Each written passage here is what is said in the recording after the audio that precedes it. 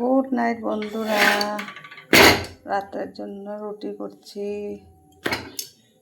সবজি করছি, আলু ভাজা হয়ে গেল।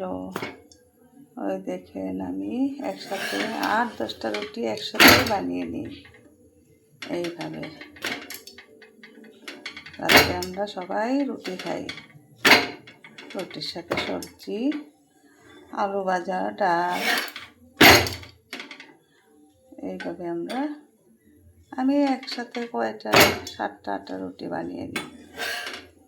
এই যে এইভাবে, তারপর সেঁকে নেব এটা একটা একটা করে।